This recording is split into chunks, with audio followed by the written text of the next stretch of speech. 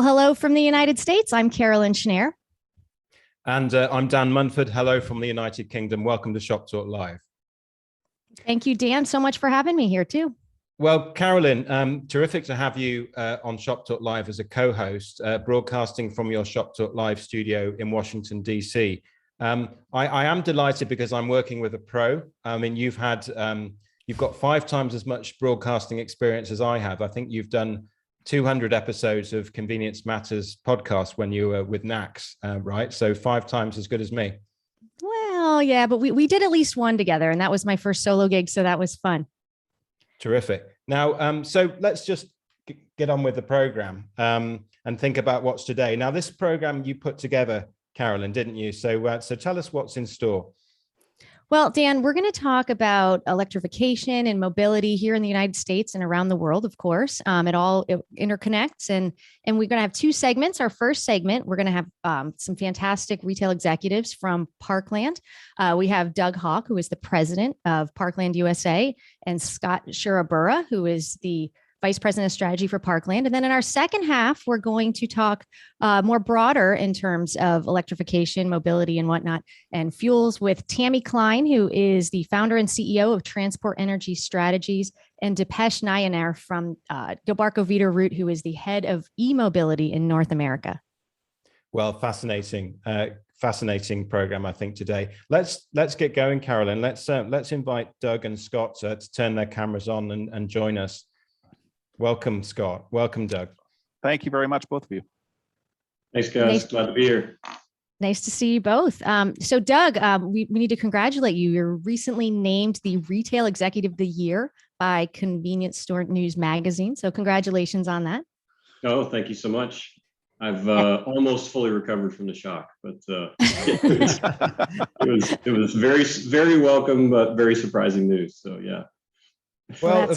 Well, of course, Parkland is in the news a lot lately, isn't it? Because lot's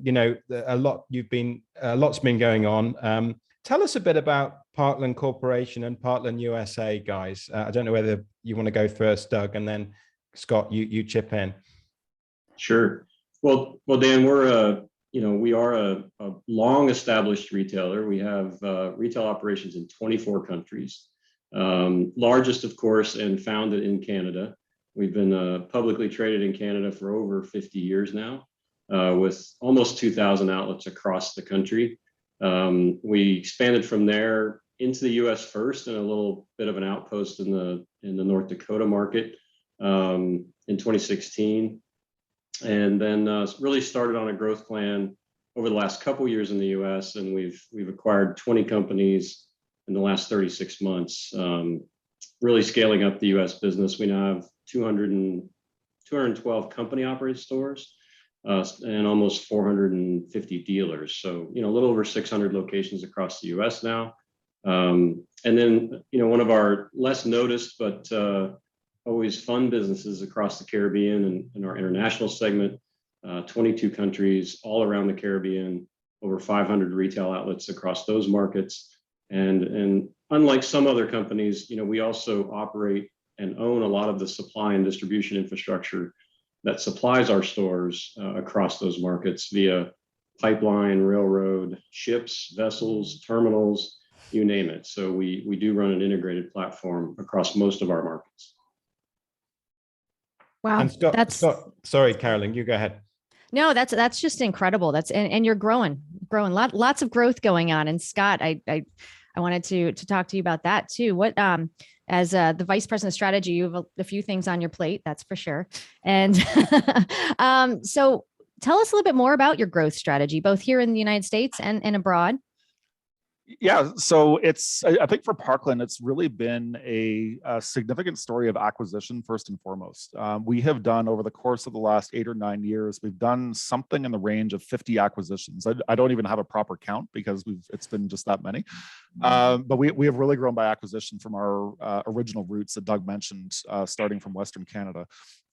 Just more recently, in the last 3 or 4 years, in the US alone, we've done about 20 acquisitions. So we have been incredibly busy in being able to consolidate and aggregate together some really high quality businesses across Canada, the US, and in the Caribbean.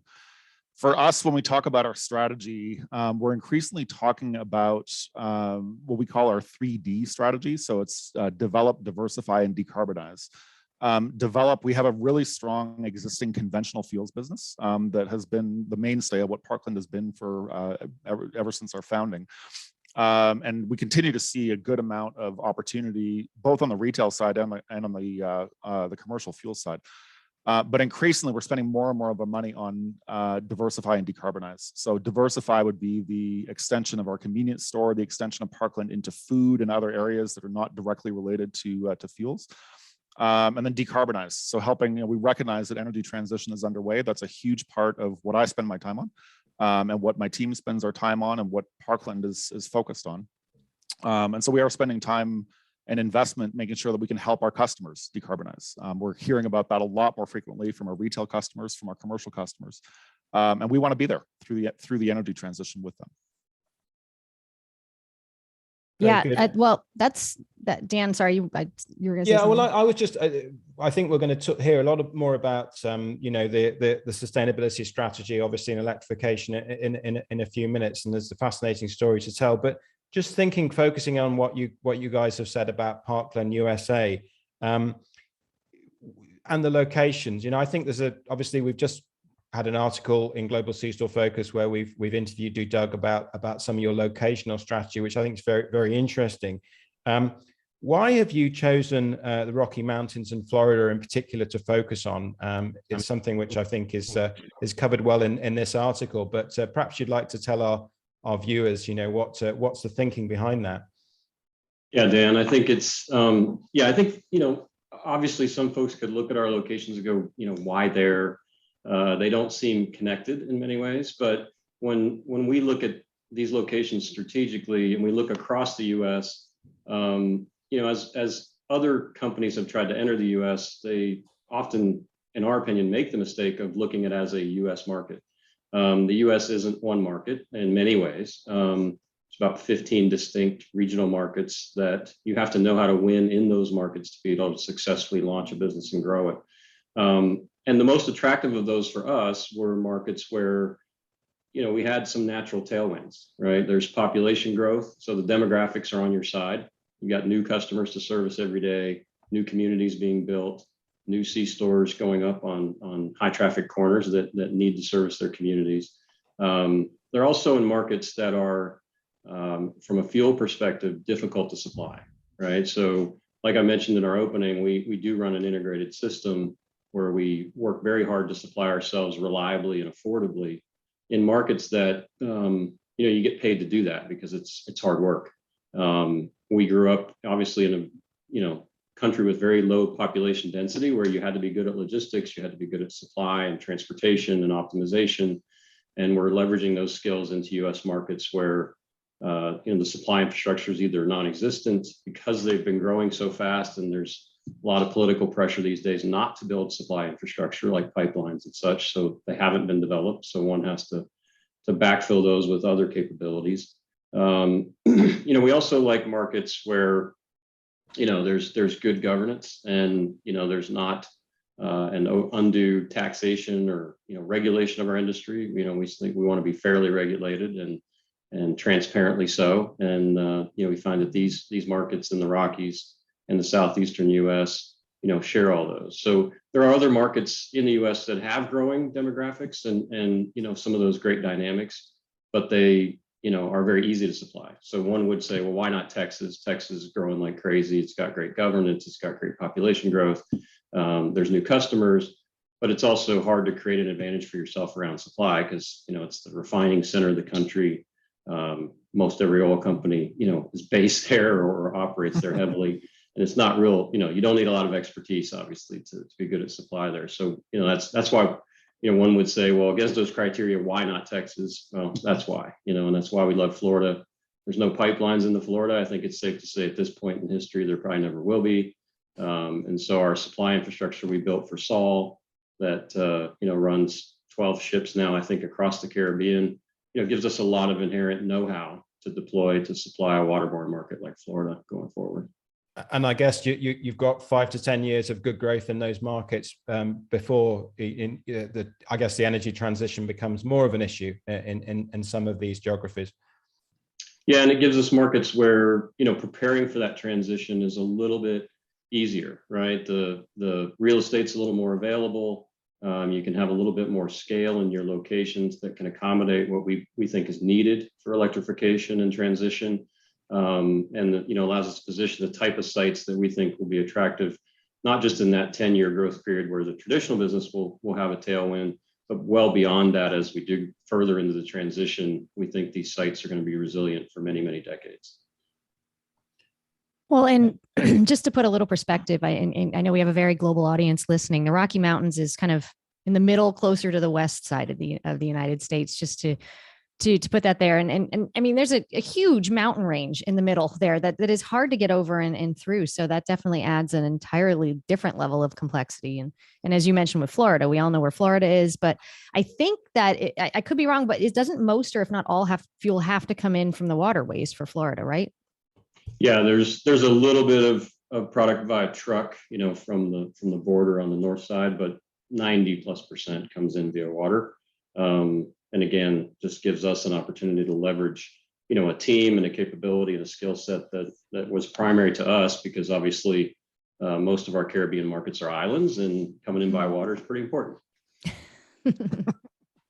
So obviously we've learned a lot, in the article, the interview that we did with you about the Parkland USA growth strategy. It's going well. We can completely understand how you're focusing on certain parts of the US which play to your core capabilities as a business. That works.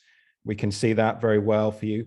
Just again, taking a bit of a longer term look into the future, which is what operators here in Europe, as you both well know, are really focused on, looking at electrification and also thinking about Canada and British Columbia, where you're obviously you've got your own test lab, just like we have in Europe with Norway, in a way, because it's moving much quicker than some other geographies. Tell us a bit about how you see the future for electrification in the US and Canada, Doug, and how Parkland is addressing that in strategy. Well, Dan, I think and you mentioned a couple key points there. We do feel fortunate to have the luxury of a living lab in British Columbia, and in a market where we have tremendous market share, tremendous assets, just great locations that, if we could have, like to say we were had enough foresight to plan for all this, but sometimes you're, better lucky than good. And, when we look back now, we really have a fleet of locations in that market that couldn't be better suited for electrification. Larger sites, lots of food service, lots of seating areas, equipped with Wi-Fi, great expanded parking, just things that you don't have in many, in particular in, urban locations like we have in Vancouver. So we're just very fortunate at the locations we had there, and that coincided with a rapid acceleration of electrification in that province, very similar to what happened in the US and California, and as you mentioned in Europe, that Norway has set the pace for. So it gives us a place to learn very quickly. I'll let Scott speak to the specifics of the strategy up there, but I do think, the US will be a laggard, and for most of the US, outside of California, I think, we're probably proceeding at about half the pace that we're seeing in British Columbia. It is becoming meaningful, though. I think this is beyond speculation now, where, there's this, are we going to have customers someday? Now we see customers. So there is a real opportunity to service those customers. And I think, like all industries, leading is going to be super important, right? Once these habits of consumers develop, and they know you've got a reliable site, I'll let Scott speak to it, but reliability of these systems is not to be taken for granted. And I think the customer experience that many customers have, early adopters have experienced has been unfortunate. And it's probably one of the reasons why Tesla has had so much success, is the reliability of their charging infrastructure. So we've taken a stance that, we don't want to go with initial baby steps of level 2 chargers, slow, free, like, okay, well, just let everybody try it. Well, what if everybody tries it and the experience is awful? Like, it's not a great place to be. So, so we've taken the opposite approach. We want to come in with ultra fast chargers right away. We want to be, I think that the convenience element of electric charging going forward and, for the foreseeable future is speed. So that, the things have to work. They have to be in a nice environment where you don't mind spending a few minutes, and they have to be fast. And, I think if we can combine those sufficiently with great reliability and a great environment, we can win that market. Makes great sense. Scott, would you like to add your thoughts to that? Yeah, I'd say that inherent in what Doug is saying is an interesting point, which is around the role of public policy and how the transition is going to be a rocky one. It's going to be very different in different geographies. We see this because we have an extensive network, all 10 provinces in Canada, 8 or 9 states in the US, as Doug mentioned, 25 countries. Policy is very different and consumer behaviors are very different. And so we are seeing EV adoption incredibly different. It's very important for us in a world like that to take much more of a regional approach. And as Doug mentioned, we've chosen to go deep in British Columbia, which is the highest EV adoption rate anywhere in North America, rather than trying to spread ourselves too thin and really give EV drivers in Vancouver and Victoria and other cities in BC, really give them a great experience. That's the intent of what we're trying to build in BC. So what we've done is we've taken 25 of our locations that are in BC, 25 of our best locations. To Doug's point, we've got a variety of sites in our network. Some of our sites are fantastic. Some of our sites are a little bit older, or don't have. They're built a longer time ago, and they don't have the same kind of amenities. We've taken 25 of our best sites, and we're putting EV charging there. Combination of some urban sites, so being able to appeal to urban dwellers who we call them garage orphans, right? It's people who don't really have access to charging at home. And so we're building sites there, and we're also taking major highways. So the highway between Vancouver and Calgary, which for those of you who have not had a chance to drive it, it is about 1,000 kilometers or 600 miles. It is one of the prettiest drives you will ever be on. It is also one of the most remote drives you will ever be on. There's many places where even finding gas is not easy. You'd have to drive for 100 miles before finding a gas station. Charging infrastructure is not great there. And it's incredibly important to be able to have solid charging infrastructure along that route. So that's where we're starting. We'll have our sites open later this summer. Very interested to see how it goes, what kind of reaction we're getting from consumers. How do we make it a positive, welcoming experience for consumers who are going to be at the site for longer than a traditional customer would be. And I think, Dan, and we're going to talk a little bit more later in the show about customers and just this building of the infrastructure and how here, at least in North America, we're going to get there, and covering 2 very large countries with electrification and everything else. But I want to take a step and talk a little bit about the 3 Ds that you mentioned. Actually, I really only want to talk about the last one for a second, which is decarbonize. Now, I know, Doug, this is an issue, just following you on LinkedIn, that you are very passionate about sustainability and just making sure that we leave a better planet for everybody going forward. Now, I know this is part of obviously your values, decarbonize. So can you tell us a little bit, and this may be a little bit of Scott too, about your strategy for sustainability in addition to electrification? Well, thanks, Carolyn. I mean, I think for us, I think we're doing a lot of the very amazingly now becoming traditional things, right? So we're decarbonizing ourselves, which is, we've set very clear targets on our own operations, everything from our stores to our transportation to our core operations, and certainly at the refinery, we're making massive investments, which we can talk about. We announced this week or last week rather. But beyond that, one of the things that's probably commanding more of our attention than we anticipated was helping our customers decarbonize, which is, when we really get to work intimately with our customers, we find that there's tremendous appetite, there's tremendous interest, there's not a lot of expertise, right? So this is a fairly new topic, and it varies tremendously by segment. So if you're trying to accomplish this and you're a a waste company, right? So you're running garbage trucks. Okay, there's some options for you. Well, if you're running a mining company or a cement company or a steel mill or an airline, those are very different challenges. Getting to a much lighter footprint and decarbonizing your operation is going to take help. So we want to be a solution provider for those customers and work with them very collaboratively. And it's going to be different across our geographies as well. In the Caribbean, we think solar is going to play an unbelievably important role. Power is 3 to 4 to 5 times more expensive than it is in North America. And so there's tremendous returns for our customers in that transition. But again, it takes a lot of expertise that isn't part of their day-to-day operations. So, while we've been an energy provider for them for many decades in most cases, we want to continue to be that provider into the future. And that's going to require us to develop newer solutions that directly attack their own emissions, whether it's the fuels we provide them, from the refinery now being renewable fuels and sustainable fuels, or completely different forms of energy than they've received from us in the past, and helping them, through that transition. So it's a big focus for our people. It's a big focus of the education we do with our customers, is that we are there to help them in those areas.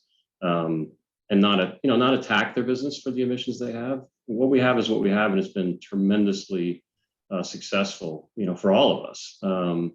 So it's looking forward, not angsting about, what's happened in the past, and helping everybody take a step forward. That's great. Scott, did you have anything you want to add in terms of strategy? It's going to be a messy transition. And I think that's what Doug is pointing out, right? It is going to be a heck of a ride for the next 10, 15 years. And I think that's, for a company like Parkland, we see that as an opportunity, right? It's not a threat for us, it's an opportunity. We can be there to partner with our customers through that transition. And yeah, it's going to be tricky. On the retail side, it's going to be different, as we mentioned, state to state, province to province. On the commercial side, every different industry is going to have its own decarbonization path, right? So it's not going to be a simple, straightforward thing, but that's where we see an opportunity to help. And throw in a pandemic and just throw it all off, right? A war, there's all kinds of crazy things that happen. You can never predict it, right? But it is. I think that the end state is actually reasonably. It's getting clearer and clearer, but that end state is still quite far out on the horizon. So what it looks like between now and then is going to be an interesting time for me and Doug and our colleagues. What I like, Carolyn, is the way Parkland are bringing all these different disparate elements and the complexity of your geographies, guys, and creating a strategy which makes perfect sense, despite that variety of challenges and opportunities in different parts of the world that you operate in. I just think it's very impressive.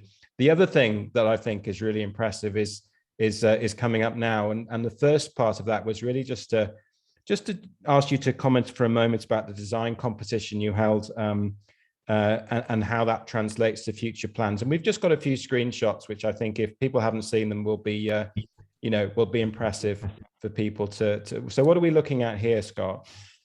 So what we're looking at here is the winning entry from a design competition called the Electric Fueling Station of the Future. So this was organized, it was an organization called Electric Autonomy Canada. Parkland was the lead sponsor for this. And essentially what we did is we asked architects and designers from all over the world. We held a design competition. We asked designers and architects from all over the world to reimagine the gas station, right? To reimagine a gas station without gas, if you will. And it was really, really fascinating to see what came through. We got over 100 entries from all over the world. And this is the winning entry. So this was an architect by the name of James Sylvester, who is based in Edinburgh, Scotland. And he came up with this concept here that I think everybody who can see these photos will tell you this looks nothing like an existing gas station. It's funny if you take a look at gas stations certainly across North America, there's a very common element that a lot of them just look the same. We took this as an opportunity, and our designers and architects took this as an opportunity to step outside and to see what could happen. And so you'll see here the use of different materials. You'll see the use of different layouts. You'll see much more, kind of green focus here, much more elements of nature that are flowing through the site. it really does allow for some really interesting and creative options. So this was the winning design. We intend to build it. We're working right now. We're actually scouting locations right now to figure out what's the best place for this to be. It'll be in the province of BC, along with our other EV investments. Apart from that, we're still looking for locations, but we're really excited to be able to bring this to life. Well, we're really excited to see it, aren't we, Carolyn? We are. Doug, will any of those be translated into the US also eventually down the road? Yeah, no, I think the look, the big opportunity we see in the US, and I think this is going to be consistent for many, many years, is to service travelers versus commuters. So when we look at, the market development, and we have a lot of sites in both types of situations where we have, sites in bedroom communities. So we're at the corner heading into the, your subdivision, we're a great cup of coffee in the morning, we're a snack on the way home, and those are great sites, but we don't think those are great sites for charging infrastructure, right? Because I don't care how good your coffee is, it's going to be hard to get someone to make an extra stop to charge when they just charged their home, their vehicle in their garage, right? So we don't see a big utility in that particular location. Completely contrasted with travelers who, as Scott mentioned, might be out over hundreds of miles of highways, and particularly in the US, we are widely distributed. We do drive a bit longer distances than you have in many other countries. And there's, long stretches of not a lot of infrastructure. So, we think that charging infrastructure in those locations is going to be very attractive, very necessary, and a very good business opportunity for our industry, where we can lead, we can become the provider of choice for that particular charging experience. And we think it's absolutely necessary for the development of, EVs overall. It's great for local commuting, and we think everybody sees the need there. But to get past that range anxiety, get past the sort of worry about using an EV, for traveling versus commuting, we think there has to be an infrastructure to service those travelers. So the site that you just saw the pictures of, we think, it kind of looks like, in some ways, a US, what we call rest area or rest stop, where there's more area to relax, stretch your legs, walk the dog. Obviously, clean restrooms, great food, we think is going to become critically important at those locations. But again, it's a focused effort. It's not saying, well, we should just put EV charging infrastructure at all our locations. No, you shouldn't. Perhaps someday there'll be a need for limited amounts in those, again, commuter locations. But in general, this is a traveler market that's available. Certainly for the next 10 years, we think should be our primary focus. And for us, fortunately, we've got a lot of those sites across the Rockies, either interstate exits or at the intersection of multiple interstates and highways. At the exits to lots of national parks, we happen to have a lot of locations where, folks taking an excursion for the weekend need a place to charge.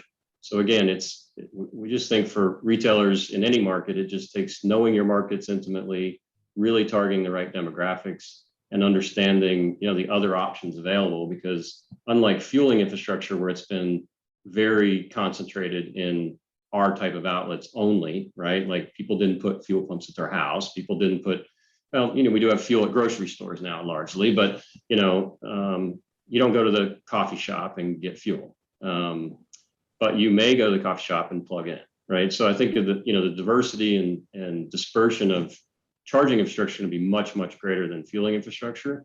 But there's an excellent opportunity for us to service the right occasions with the right infrastructure and the right amenities.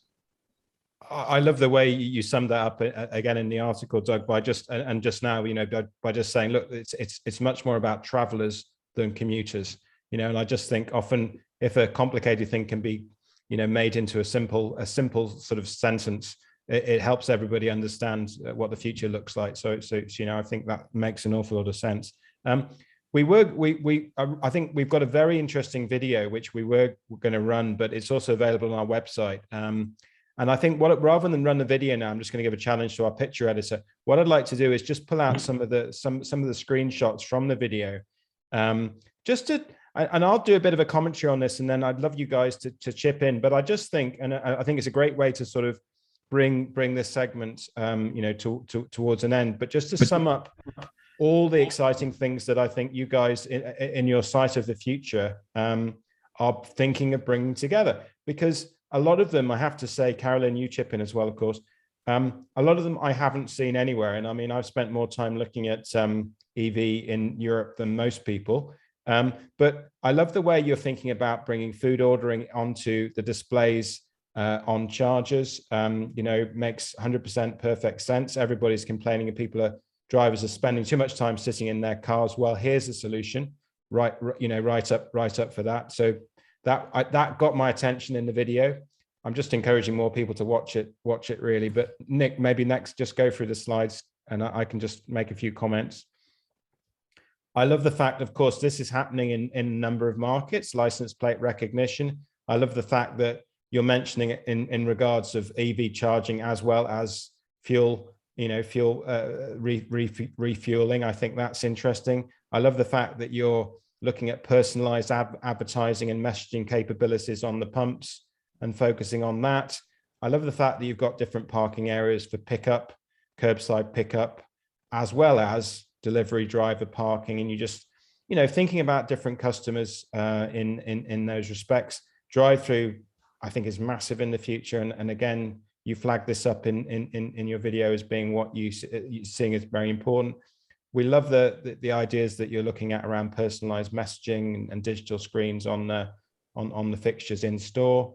And obviously, you're also talking about self-checkouts in the video, and something we've been focusing on very much in Europe, just walk out technology. I think in the next slide, there we go, which is obviously something which we haven't seen yet in a forecourt environment. So, really exciting to see all the different things pulled together in what is a very comprehensive strategy. I hope I've done you justice, but I wanted to really sort of congratulate you guys, and Carolyn, I'm sure you agree with me on how you've taken all these different elements and you're thinking about working out how they can fit into what is a complicated mosaic in terms of the geographies that you operate in. Yeah, I mean, if you think about the convergence of technology now necessary to really bring these opportunities for different solutions to life, it's an amazingly complicated challenge, but it's also an unbelievable opportunity. I mean, now these technologies have matured in many other industries, in many other environments that we can use. The just walk out technology, I think, is going to evolve very, very rapidly. In the video there and in the picture, you saw the gates. So we think that's a big problem, actually. And as we've studied it and met with different providers and looked at the flow through the sites, we think that while that works at the a convenience outlet in the an office tower as an example, where you have a very controlled environment, for a lot of our sites, we still have a lot of cash customers. We need to accommodate both frictionless walk in, walk out customers, but also traditional customers that need traditional service. So it takes a lot of experimentation and integration and repetition to get these right. What we wanted to demonstrate in the video, that Ian White and the marketing team did a fantastic job of really getting all parts of our company to come together on how to make this happen. It's commitment to the mindset to move fast, take a wider lens at what we can do as a company, fail fast in certain areas. We don't think all these things will work or be necessarily successful enough to warrant the investment, but we got to try them enough times in enough places and get enough repetition and practice with them to get to excellence. And we are certain that many of these will become commonplace features of convenience stores going forward. Well, I think that here, especially, I mean, I can speak mostly only to the United States, but you said it earlier, we're getting beyond just a gas station. In fact, we need to come up with a whole new name for it soon. But it's more than just a gas station. It's more than just the roadside stop. And I think the challenge, I liked the word mosaic you used, Dan, because you're bringing in, you've 600 locations throughout the United States and a patchwork of different types of stores too, to come bring them together and unify them into this mosaic with all of these really, really cool elements. So I'm looking forward to seeing some of those for sure. Now, Scott, did you have anything you wanted to add, from what we see now, and then also with the design competition? Like, I guess the bigger question is where do you see gas stations going in the next 10 years, perhaps? It's interesting. I think in the next 10 years, it's not going to be quite as interesting as what you see in the next 15 to 20 years, because it is going to take a little while for EVs in particular to start making up a significant portion of the car park. But I do think that there's a challenge here for C-store operators to think about their stores not as an add-on to the existing fuel stop, but actually to think about the backcourt as a destination unto itself, right? And so this is going to be a big challenge, I think, for C-store operators, including Parkland, is which are the sites that merit that investment? Which are the sites, because it does require investment, right? It does require investment in digital technology. It does require, tends to be sites that are larger, tends to be sites that have more to offer. And it tends to be sites, especially in an EV world, where you're willing to spend a longer amount of time. We as C-store operators, we're accustomed to accommodating people at our sites for less than 5 minutes, right? Like that's the typical stop. That's what it is. And in an EV world, people are going to be stopping in less often, but they'll be there for 20, 30 minutes, right? That's a very, very different mode. It's a very different mindset for a C-store operator. And that's going to be the challenge, is some of the sites are going to be able to make that transition really, really nicely. Some of the sites aren't. And so we are going to start to see, I think, a bifurcation in the existing industry where you'll see a lot of investment put into a smaller number of sites.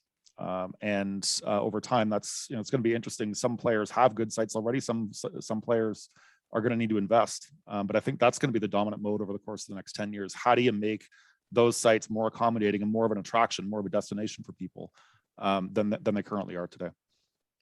Well, that's fabulous. Look, we just wanted to thank you. I mean, I think you said that Doug, I think you said this, everyone is a learner at the moment, but I think some people are further down the curve than others. And I definitely see Parkland as one of the operators globally who's really reached some very interesting conclusions about this. And obviously it's really valuable for the rest of the industry. You're prepared to have a conversation with us today and contribute towards the article. So hopefully you'll stay and listen to the second part of the program.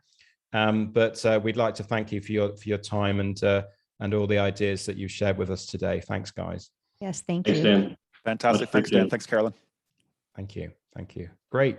So thanks to Scott and Doug. Carolyn, let's go straight to the second segment and welcome Tammy and Deepesh to the program. Hi, guys. Hi. Great to see you. So we have just going some introductions. Tammy Klein is the founder and CEO of Transport Energy Strategies and also the host of a popular podcast, Fueling the Future of Transport.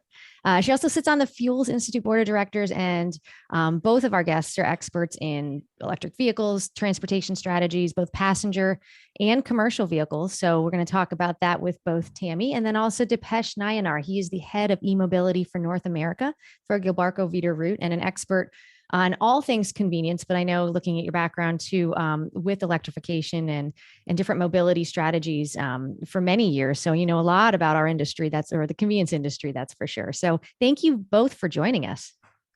Pleasure to be here. Thanks for having me. Especially this very, very early morning, Deepesh. Thank you.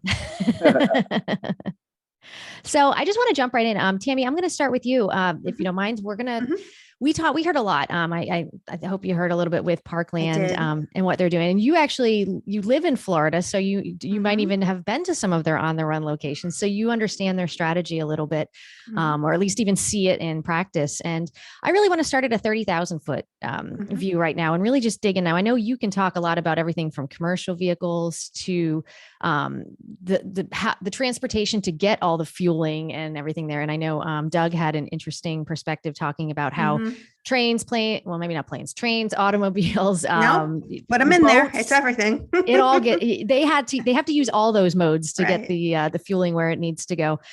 So speaking mostly of fuel, at least now, where is the market here in the United States and Canada, North America, if you want to a little bit, where are we in terms of electrification, mobility? Are we very reliant still on liquid fuel? I guess that's where I want to leave it with that question.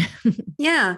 So the answer is yes. And, it's exactly, what Doug and Scott were talking about as I was sort of thinking about their comments and knowing that this was going to be a question that came up. I think we are going to be, for the next 10 to 20 years, sort of in a messy middle, and, I think that, just as Doug indicated, I think the US will be maybe a bit of a laggard. And that's because, in other countries, I would even argue in Canada, in Europe and elsewhere, there's a strong national vision, with supporting legislation and regulation, that is really pushing the auto industry and and infrastructure development, really to the fore. And in the US, we don't really quite have that yet. I mean, we have sort of a start and a down payment, a really nice down payment of $7.5 billion. Prior to that, we had the $3 billion that went to the states in the Volkswagen settlement. I think that was, a real game changer in terms of, a very large chunk of infrastructure investment. That's aside from, the Electrify America investment. So, so we have the down payment, and we have, that'll be ultimately distributed to the states. We have consumer incentives, but I don't think we have a real strong, federal decarbonization vision. I think we have a real nice wish from the Biden administration, and we have a lot of very great, wonderful, knowledgeable people working on electrification, but that's different than having a congressionally backed sort of vision. So I think there's like that niggling, and I think that's why the U.S. will be a bit of a laggard, and I think states will sort of take up the mantle, especially led by California, and then also by the states that are going to implement, effectively, California's zero emission vehicle mandate and advanced clean cars program, which will ultimately call for, if they implement, the what's called ACC2, they'll ultimately implement, 100% a ZEV sale target. Now, reaching that target and what consumers want to do about that is a totally different story. But I think there'll be more policy leadership in those states. But that's only a handful of states. We're talking like, 16, 17 states. So I think, in terms of like the market and kind of where we are is, I think there is uncertainty. Right now, electric vehicles comprise about 2%, I think, of sales in the US, and I think it's higher, a little bit higher in Canada. We know the auto industry is investing heavily. My count is about $500 billion plus of global investment. We know that there will be a lot more model availability over the next few years, and they'll be at different price points. So we won't be in that situation of, okay, I can either buy this tiny little car that I can't transport my family and golf clubs in, or, that's nicely priced. Or I'm going to have to spend six figures on a Tesla Plaid, which is great. Tesla Plaids are great, but there'll be more price points for different people's lives, and it's going to be exciting to see models like F-150. It's 6% of U.S. sales alone on its own, the F series. So to see how that does as a signpost for consumer acceptance, I think will be really, really important to see that, and to see vehicles offered at different price points. So, we know there's a lot of excitement around EVs. There's constant, media and coverage. The consumer interest is growing. But I think like the knowing of the when, I think we know, and I think Scott pointed out, I think we know the if. I think we know that these vehicles are coming, but it's the how and the when that really leaves the uncertainty. And it's not just for consumers, but it's effectively everyone in the chain, including, fuel retailers, some of whom, as Doug mentioned, I mean, they, there were first to market so to speak, retailers offering charging, and it didn't go well. It was horrible. Sounds that makes a lot of sense, Tammy. Deepesh, you've been on the program before, often commenting on the market. Just on Tammy's point, do you think that the industry in the US is where it is or needs to be yet? Talking about Tammy's point about the US is in the messy middle. I mean, do you agree? Yeah, but I agree with Tammy, and thanks for having me on the program. But I do agree with Tammy from a perspective of the governments and what they've been doing to push. I think there's a lot that's still wanting in the US compared to Europe and China, definitely, to catch up. But I do see a big difference in the last, I've been in the space now about 4 years or so, and over the last couple of years, there's a telling difference in the market dynamics, right? So for example, I think that's true. 2.5 years ago, I was really excited to see the first EV commercial that I noticed at a Super Bowl event, right? I think it was an Audi e-tron, and it showed up as a Super Bowl commercial. I'm like, wow, okay, and EVs shown up as mainstream.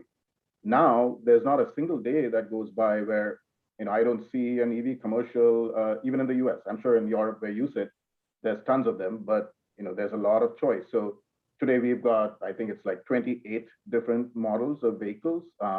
You have, beyond the F-150, you've got Volkswagen, you've got Kia, you've got Hyundai. And I just read recently, the sales of the Hyundai Ioniq is actually, 6% or so, while overall Hyundai sales actually dropped. So there's a lot more choice available for consumers.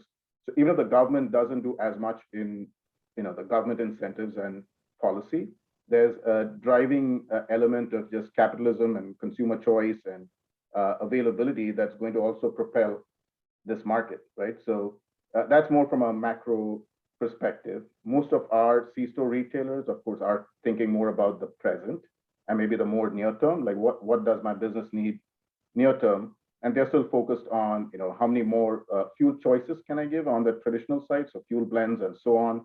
You see larger store formats coming into play. So you're seeing C-stores grow bigger, where traditionally it was 2 or 4 pumps at a gas station. You're seeing larger formats, more in-store choice, food offerings. That's obviously the trend and people trying to go there. And, moving towards making it a better consumer experience through frictionless payment and so on.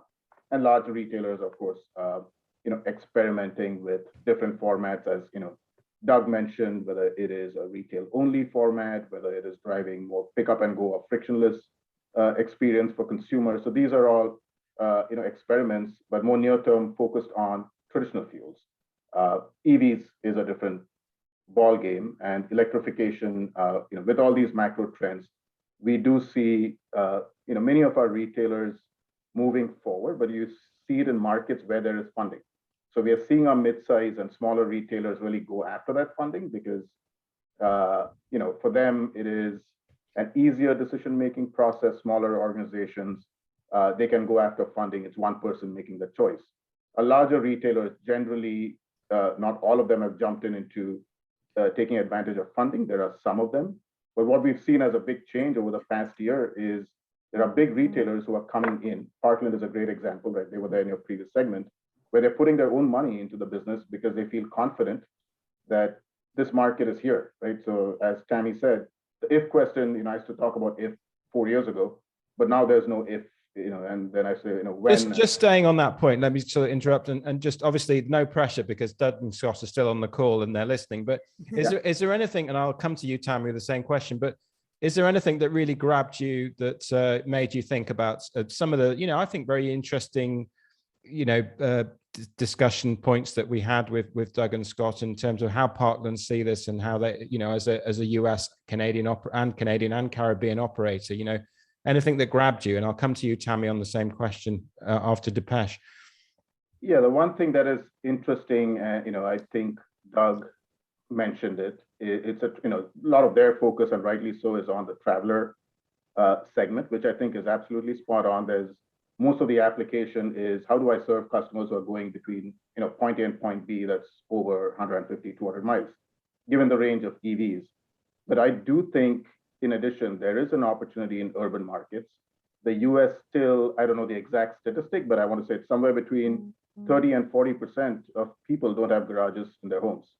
So there is an opportunity to serve. There's increased urbanization. There is rideshare applications. Fleets are electrifying. So I think all of these elements do provide opportunity outside of the traveler segment as well. But of course, each company is going to make their choice on where they want to focus. But I think there is tremendous opportunity across the board, depending on how you look at the market. Thanks, Deepesh. Go on, Tammy. What do you think about the same point?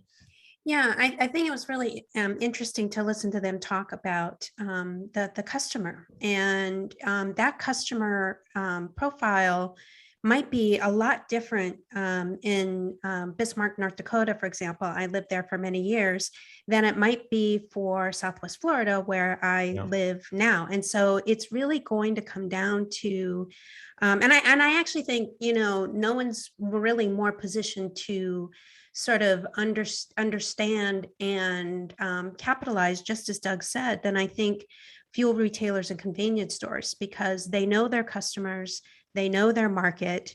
They might have to go a little bit more deep, and when it comes to, offering charging and offering it in a way that is compelling for the customer in Southwest Florida and the customer, maybe ultimately at maybe some of their, their Midwest, locations. Those customer profiles look a lot different. So I think it's really understanding your customer at a more deep level, and then, and then executing the plan around that. And then, what I thought was also compelling is helping the customer decarbonize. And I think that there are, I think that is a growing, even if there's no congressional vision, like I mentioned before, that doesn't mean that there isn't more awareness, consumer awareness around, wanting to reduce their own carbon footprint. And so as that's happening with companies, I think that will be happening with consumers. And then the last thing is, I think that, yes, travel corridors and things like that, I think is a natural fit for charging, at this point.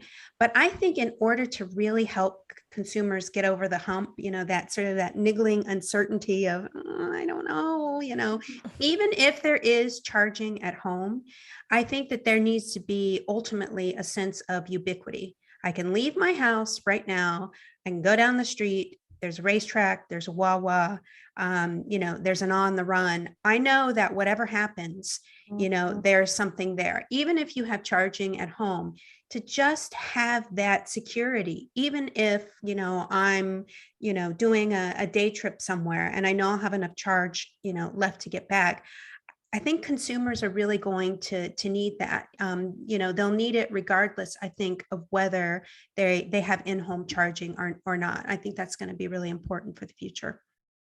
Now, Carolyn, I think I stole some of your questions. I get carried away when we talk about electric vehicles. So why don't you take the closing thought questions and I'll step back. Well, one of the things, and not a problem at all, Dan, I know this is a huge passion of yours also. I follow that on LinkedIn as well. I think one of the things, Tammy, I've heard you say before is, and Deepesh, you mentioned something a little bit along the lines is will the infrastructure here at least keep up? Because I know, you're saying now you can't turn on the TV without a commercial. Like, what's a commercial? But you see a commercial when you're watching some live TV, and there's at least one electric vehicle, at least one, phone commercial, something about something you plug in. Now it's a matter, and I think we've got an entire other episode, Dan, here, because I'd love to hear more even, but probably not today, about utilities, about permitting, about infrastructure. Are they going to keep up? And I don't know that they can, because the demand is growing so rapidly for vehicles, for electric vehicles, for electric anything really. So, and I know here in the United States, Texas is an example from a couple of winters ago. And I think even this past winter, the utilities are going to struggle a little bit, at least here in the United States. And I know probably around the world, this happens too. Anyway, I think that's another episode for another day, but it also plays into my last question, because I want to look 10 years in the future. So most of our audience is convenience retailers. And Tammy, I'll start with you. Convenience stores are working to catch up. Utilities may or may not, or infrastructure, roads, all that other stuff might get there. But what does 10 years in the future look like in North America, in America, or US, let's start with that? Yeah, I think I agree with Scott. I think 15 to 20 years is going to be a lot more interesting than the next 10, because I just think it is, just to, to sort of comment just briefly on the infrastructure question. I do think that is the $64 million question. And there really are barriers. There are barriers in the way, there are barriers that are embedded in the regulatory structures themselves in the states, and then perhaps also in the provinces, or some provinces in Canada, but definitely in the states. And I think that has to be addressed, and that's going to take time, and that's going to affect how fast companies like Parkland and others are going to be able to respond to put up charging. But I think in terms of the future, like what things could look like, I was reading something recently about the death of the fueling station, and it's like, what? Who wrote this article? Because I think there's such a natural fit. It's what consumers are habituated to.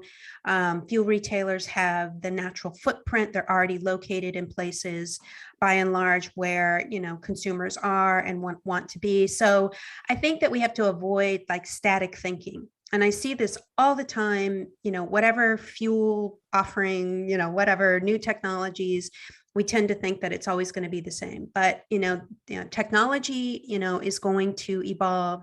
Infrastructure is going to evolve. And I think fuel retailers, and convenience stores, just as Scott said, there may be some shifts, there may be some change, but I think by and large, I think the industry will adapt. And I think we could see, like when I saw the Parkland design, reading about it a little while ago, it's like, that's really attractive. That's a place that I would want to go, and, expanding food offerings, ATM, places to walk, places to congregate, which, by the way, a lot of consumers already do at fueling stations or fuel retail facilities, especially out in the Midwest and rural areas. So having those kinds of offerings, Wi-Fi, it's well lit, it's a destination that you want to go to, that is, thoughtfully designed. I think that's where we're headed. And I think that's what you see reflected in the Parkland design. And I think that's that's really, really compelling. I think we could start to see a lot more of that in the next 10 years. How about you, Deepesh? Yeah, from the way I look at it, there's some of the research that's out there. Of course, looking into the future is kind of foolish in a way, right? So anything that we say today is going to be wrong, most likely. but if you look at the projections out there, everything says, somewhere between 30 to 40% of vehicles sold will be EVs in about, by 2035, right? But that means still there's a majority of the car park that's still fossil fuel based. Correct. So I see a Absolutely. future where, there is coexistence between traditional fueling and the new fuels, not to exclude other decarbonization fuels like CNG and hydrogen, which are going to come into play as well, more and more, as you see in Europe. But with this coexistence doesn't mean that retailers can continue to do what they do today, right? So Scott and Doug showed a great picture of that concept fueling station of the future, but it will take new store formats depending on which part of the country you're in, how much real estate is available, what your local market looks like. And you've got to create an environment where you can cater to the different audiences in your specific market. And the guys who do that best will survive, and the others may not make it that far, right? So I think it's a very exciting future in that context. But I also have a contrarian thought in my mind at times. When you look at the cell phone industry and you say, hey, how did mobile phones kind of go along that growth curve? And it felt like it was going like this, but one fine day it just kind of took over, right? It felt almost instantaneous. So I think that can happen here as well. So while these projections may say 30, 40%, there could be a point where it hits a certain growth level and then a switch is flipped and the whole market may flip much more dramatically than we think it could. So we've got to be prepared for that scenario as well, where there's a big flip versus a steep growth. Maybe we can all agree at the end of the program that, the future is unpredictable, because I mean, certainly in the last few years that's been the case. I mean, who could have thought it in terms of our experience collectively over the last few years? We could carry on talking for a lot longer. There's so much more to unpick on this, but we're more or less at the end of our time. And so I'd just like to, Carolyn, we should just thank our guests, shouldn't we? It's been a great second segment. Yes, definitely. And Dan, this was a great fun first time too for me with you. And so I look forward to many more of these. And as I've already teed up about 3 more episodes just talking in the last 10 minutes. Well, we've got a very big program which we'll be sharing, haven't we, Carolyn, that we put together for Shop Talk Live over the rest of this year. So, you know, some really exciting guests, and I think a fantastic start today. Great working with you. So thanks very much, Tammy. You know, lovely to meet you online, and thanks for sharing all your detailed knowledge of the market. You know, really massively added value. And Deepesh, thanks for coming back on Shop Talk Live as well. My pleasure.